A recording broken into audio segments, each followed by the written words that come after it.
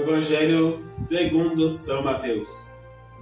Naquele tempo, disse Jesus a seus discípulos: Ninguém pode servir a dois senhores, porque ou há de indispor-se com um e amar o outro, ou há de dedicar-se a um e desprezar o outro.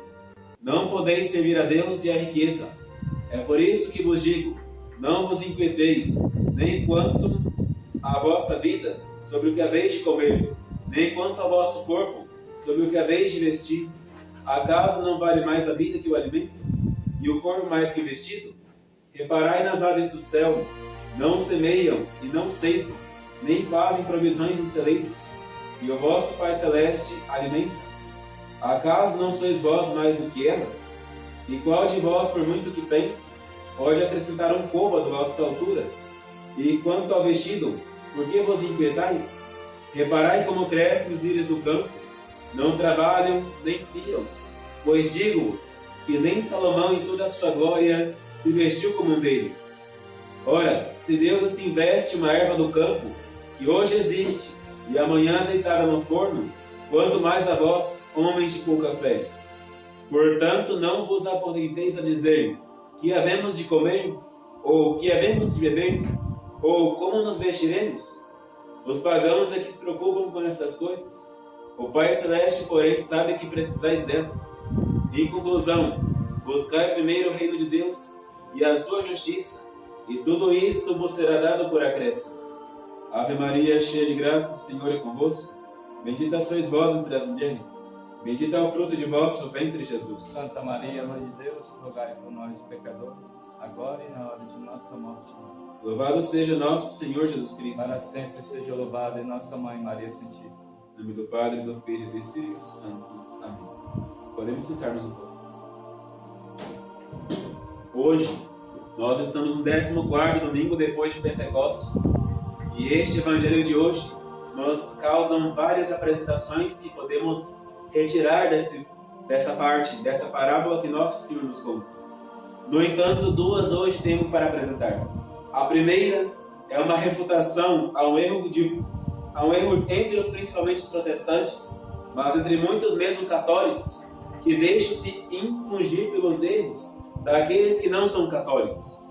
O primeiro exemplo que temos para falar hoje é sobre os dois senhores. Por que as pessoas de fora, e mesmo entre alguns de nós, falam que nós, como católicos, servimos a dois senhores? Eles dizem que nós temos um Deus, é claro, mas nós temos uma Senhora, nós temos um Senhor, temos São José, e falam que nós servimos a vários senhores, e por isso temos o risco de desprezar ao Deus Onipotente para servir a vários outros falsos deuses, entre aspas, como eles dizem. Pois bem, a Sagrada Escritura, em vários momentos, no Antigo Testamento fala: vós sois como deuses. Isso fala para juízes, fala para profetas, fala para patriarcas, fala para vários daqueles homens e daquelas grandes mulheres do Antigo Testamento. Vós sois como deuses. Isto quer dizer o quê? Que nós temos a graça de sermos, se for da vontade de Deus, e se fizermos por onde, deuses por participação. O que quer dizer isso? Deus por participação? Sim, Deus é Deus por natureza. Não há outro Deus igual a Deus. Não. Eu sou o Senhor e não há outro igual a mim, diz nosso Senhor no livro do Êxodo. Não há outro Deus igual a nosso Deus. Isso é fato, verdade. Somente temos um Senhor. E os outros que estão por participação, como São José, como Nossa Senhora, como nosso anjo da guarda, como São Francisco, Santa Clara, como a Beata Beatriz e tantos outros que nos precederam. Como nós temos os bispos, temos os padres, que são nossos mediadores, também porque, afinal de contas, nos mediam os sacramentos, nos mediam as graças. Temos tantos outros que são para nós, como que Deus por participação, aquela religiosa que se tranca na clausura e que se ali, fazendo a sua oração e ofertando seus sacrifícios, ela é o para-raio da justiça divina. Sois como deuses, sois deuses por participação. Todos nós somos chamados a ser isso. O que quer dizer ser Deus por participação? Ser santo. Nós temos que ser santos. E sendo santo, nosso Senhor responde a nossas orações. muito mais facilmente do que se não fôssemos. Reparem bem, em Lima, no Peru, haviam muitos homens cristãos ali, índios, espanhóis, portugueses, enfim, quantos haviam em Lima, no Peru, que eram verdadeiramente cristãos e rezavam todos os dias, pedindo de Deus a graça da chuva, a graça da colheita, a graça de várias coisas. E, no entanto, nosso Senhor não escutava suas orações. A quem nosso Senhor foi escutar as orações? A Santa Rosa de Lima, uma virgem pobrezinha, que se fez pobre por amor de Deus. Uma pequena virgem, que naquela época não contava mais do que 20 e poucos anos. Eis que ela somente ajoelhou-se no meio da rua, pôs as suas mãos unidas e fez a oração, levantou-se e saiu. Não passou 5 minutos e caiu chuva forte, que antes de ser um grande benefício, trouxe até mesmo grandes malefícios, porque afinal de contas, pediram a Deus somente a graça do corpo, mas esqueceram totalmente da graça da alma. Mas nosso Senhor cumpriu a oração dela, deu a chuva. Eis que nós temos a graça de termos mediadores no céu, não porque nós não possamos chegar-nos propriamente a Deus. Isso nos dizem muitos protestantes. Jesus Cristo veio para nos fazer todo mundo chegar perto de Deus logo, sem precisar de mediador. Ao contrário, nós temos um mediador entre Deus e os homens, que é Cristo homem. Esse mediador não é mediador somente enquanto cabeça. Jesus Cristo, ele é nosso mediador por excelência. No entanto, Jesus Cristo tem um corpo. Este corpo místico chama-se Igreja, e Igreja Católica e Apostólica Romana. Este corpo, ele é um só corpo com Jesus Cristo cabeça. Portanto, não é somente Jesus Cristo, enquanto cabeça, que media por nós, porque se fosse assim, em vão estaríamos sentados nos bancos das igrejas, em vão estaríamos a buscar religião, em vão mesmo no protestantismo, buscaríamos alguém para nos guiar. Afinal de contas, no protestantismo eles também têm pastores e têm intercessores. Seria em vão tudo isso, porque afinal de contas só precisaremos de Cristo. Mas nós temos um Cristo que é cabeça e um Cristo que é corpo, e estes dois são o mesmo Cristo. Separe a sua cabeça do seu corpo. Quanto tempo você dura? Se for 5 minutos é muito. Separe a cabeça do corpo de um animal. Quanto tempo dura? Nada. Separe Jesus Cristo, cabeça, de seu corpo. Jesus Cristo, cabeça, vai continuar, porque é Deus, não precisa de nós. Mas nós, o que acontece conosco? Viramos pó e cinza. Esquecemos de tudo. Viramos mais uns, me perdoem a expressão, bocas abertas, que ficam a rondar pelas praças, a praquejar e a maldizer e a pecar. O apóstolo São Paulo, na sua epístola aos Gálatas hoje, ele nos fala ele nos fala que não podemos estar unidos às obras da carne. O que são os dois senhores? Um senhor é Deus, Deus com todo o seu séquito, agora é a nossa segunda expressão. E o outro é o pecado com todo o seu séquito. Quando no Antigo Testamento, no livro do Gênesis, eis que Deus pôs inimizade entre a mulher e a serpente, entre o filho da mulher e o filho da serpente, a descendência, como preferir chamar. Eis que nós, se somos cristãos, batizados, buscamos viver os sacramentos, buscamos praticar a vida cristã na base das virtudes, eis que somos filhos da mulher. Esta mulher é a igreja. Se nós somos ao contrário, vivemos mesmo que na igreja, vindo de vez em quando, recebendo um sacramentozinho ou outro, participando de uma coisinha ou outra, mas nós queremos viver uma vida dupla, agradando a Deus e ao mundo, ou mesmo se somos totalmente mudanos, não importa, mas se nós estamos no muro, aquele murinho que separa o bem do mal, não é de Deus. Não foi Deus que criou o muro, foi Satanás. Quando nós estamos na nossa casa, por que nós fazemos um muro? É para acaso para impedir que os de dentro saiam? Não. Os de dentro podem sair. Os de dentro podem entrar, sair de sua casa, visitar, ir na padaria, no mercado, fazer o que quiser. Se existem muros, não é por causa dos de dentro, é por causa dos de fora. Se existe muro em nossa casa, é por causa do ladrão. Nós não podemos ficar em cima do muro. Não podemos agradar a Deus e ao demônio. Não podemos agradar ao céu e ao pecado. Se nós fazemos essa dualidade, nós estamos servindo a dois senhores. E quando nós servimos a dois senhores, nós amamos ao pecado e desprezamos a Deus. É natural isso.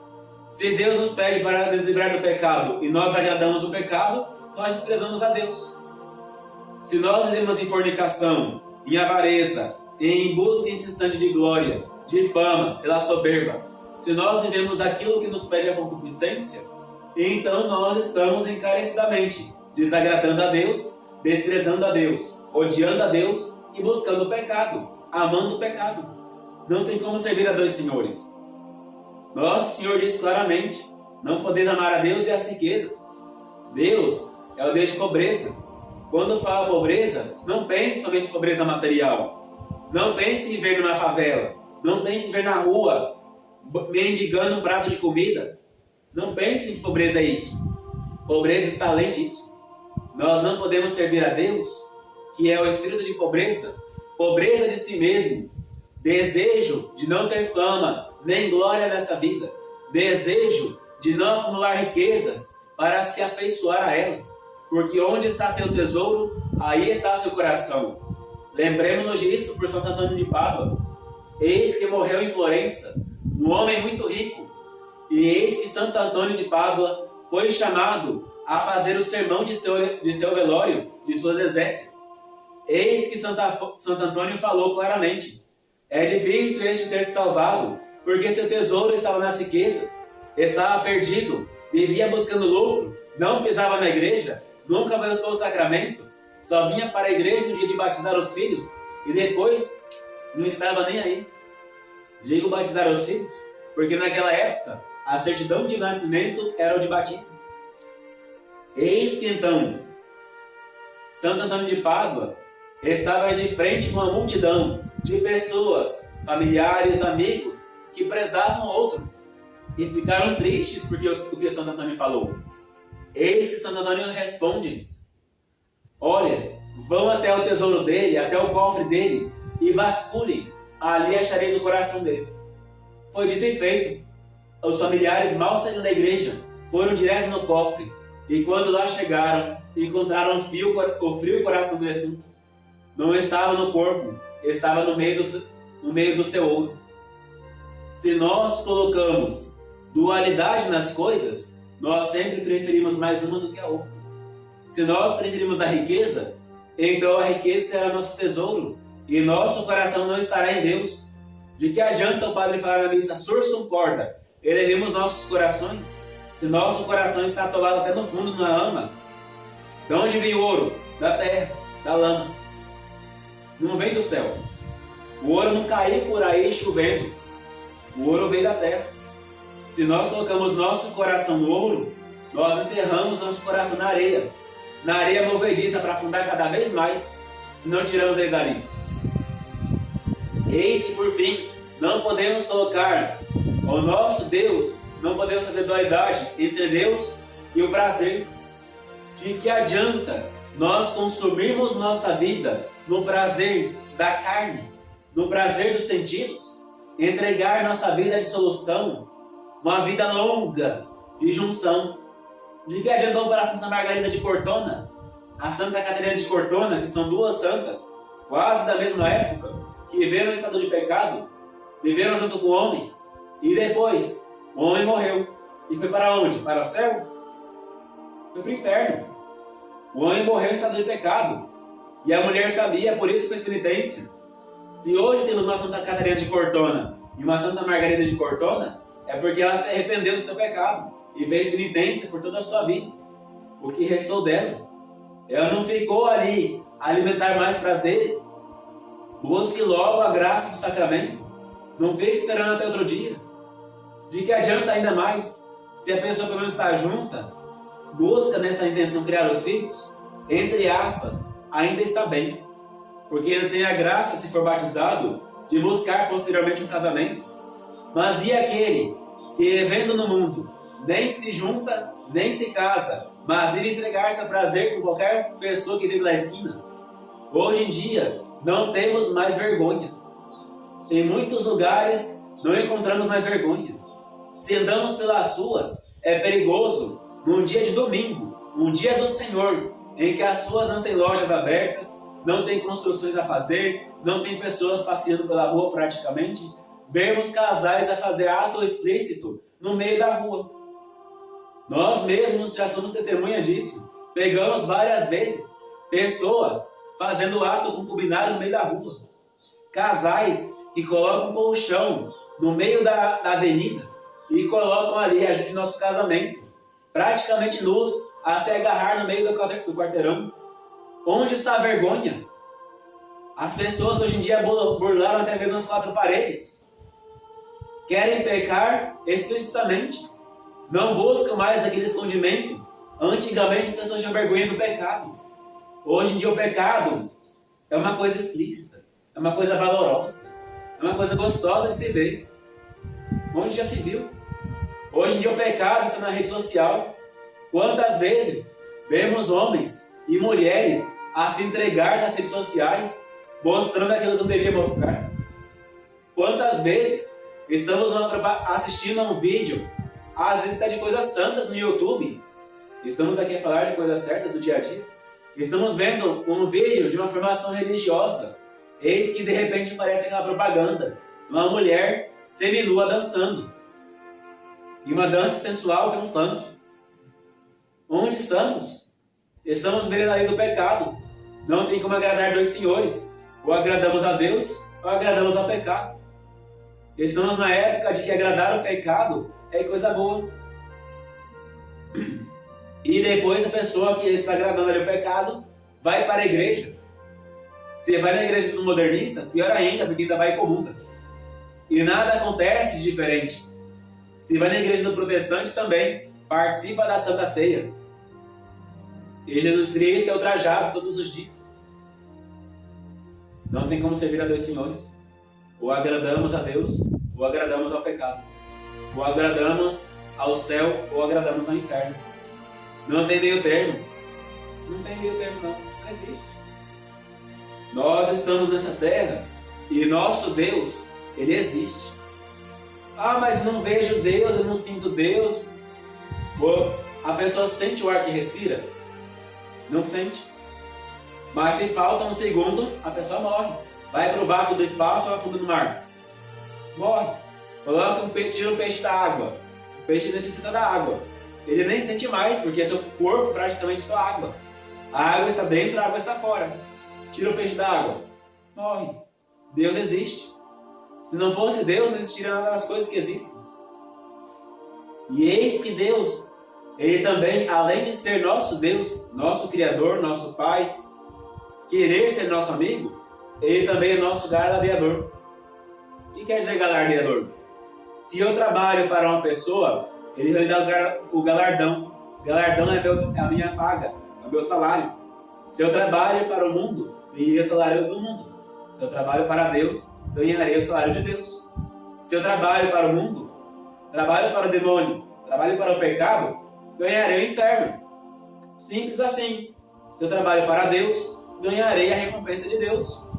Não tem meio termo. Ou Deus, ou o demônio. Ou céu, ou inferno. Ou a justiça, ou o pecado.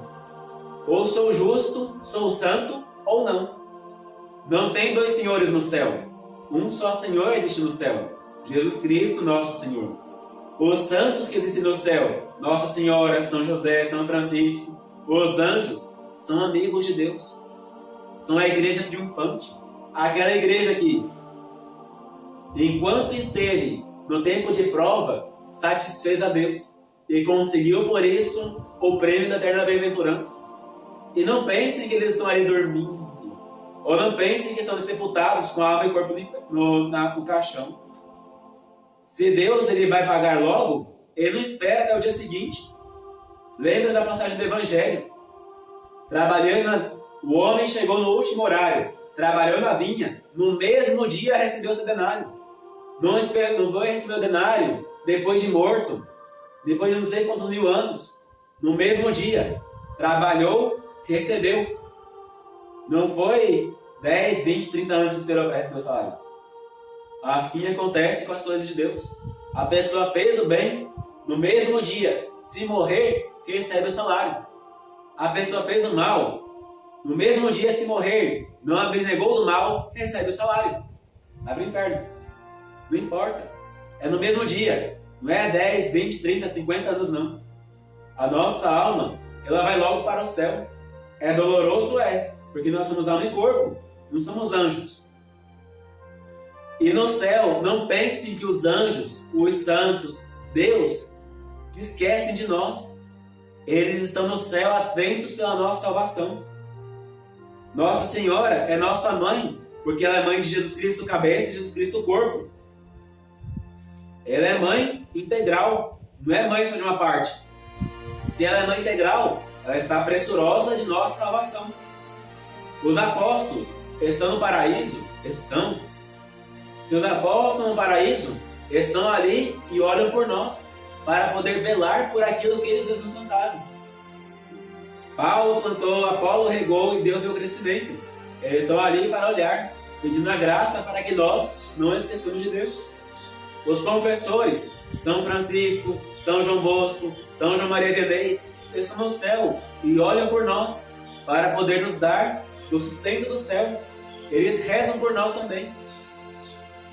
As virgens, Santa Clara, Santa Teresa, Santa Teresinha, os casados, Santo Isidoro de Sevilha, todos eles olham por nós e nos rendem as suas graças.